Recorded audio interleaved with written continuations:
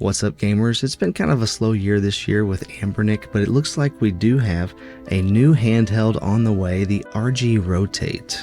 And here it is. You get this opening shot with this digital clock. It looks very high-end, very fancy. And then, of course, you get the rotating screen, that reveal of that swivel screen, an official first look at that. And those face buttons. We do have just a D-pad and the A, B, X, Y buttons, a menu button, select and start.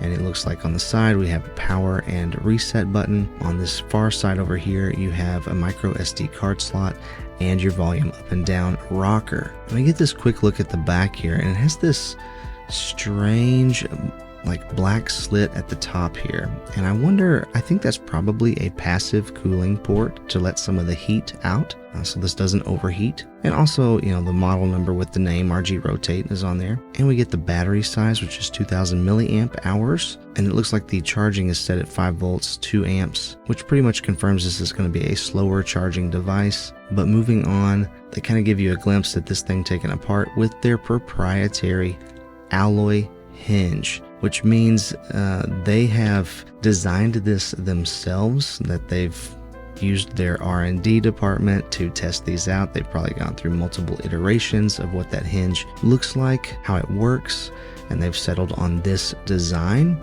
And I think that that hinge right there is probably going to use up a pretty large chunk of their budget for this device, which means one of two things. Either this is going to be more expensive than we want it to be, or they're going to save money in other areas. And I'll get to that in a second. But we do have the color reveals. It just comes in black or silver.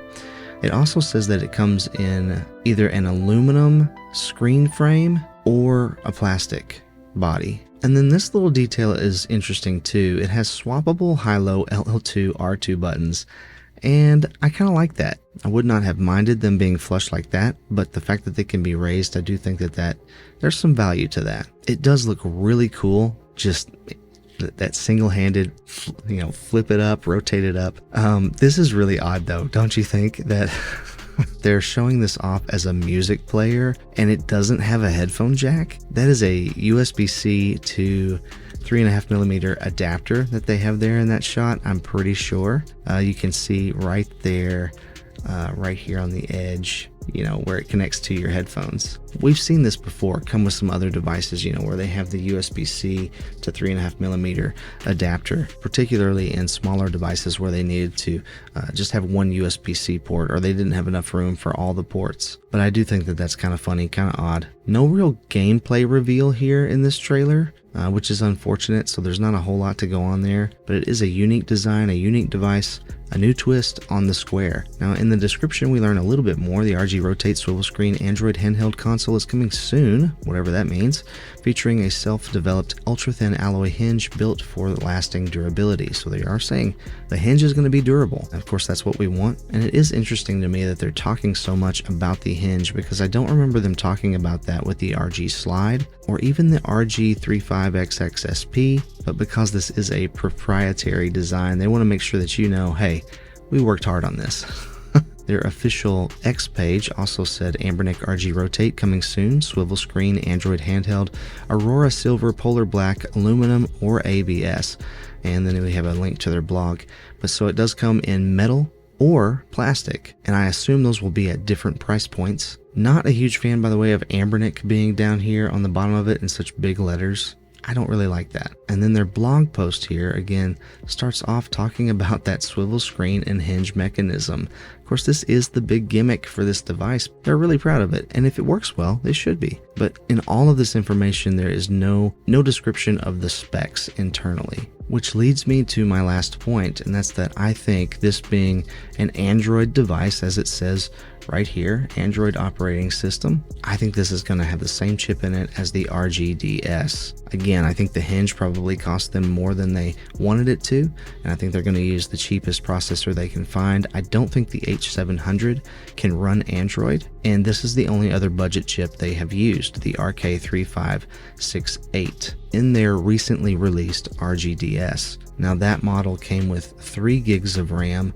I know It depends on what version of Android they're using, right? Because a couple of years ago, they had the RG353V, and I believe it only had 2 gigs of RAM, but it also ran Android or Linux.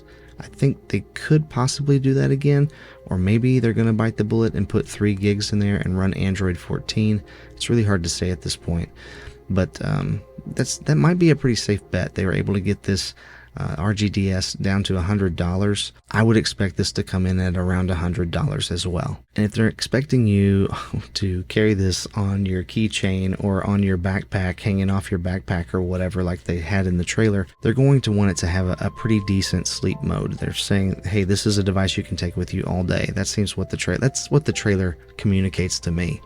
And Android just has a better sleep mode than most Linux firmwares, and so I think it's probably going to have the RK3568. It's probably going to have 3 gigs of RAM, but even just based on there being a D-pad and face buttons only, we are looking at something that's just going to play kind of what we come to expect from any budget handheld, maybe some PSP, but mostly your 8 and 16-bit systems and your old school handhelds like GBA. And running Android, maybe there's some light Android games you can play on there. It's kind of a strange screen size for you to be playing some high-end Android games, which actually reminds me, did they show it having a touch screen? I don't say anything about it having a touch screen, so I'm not sure. When we get to right here, yeah, she flips that. We don't even see the screen come on. That's a static image. She's not touching the screen there.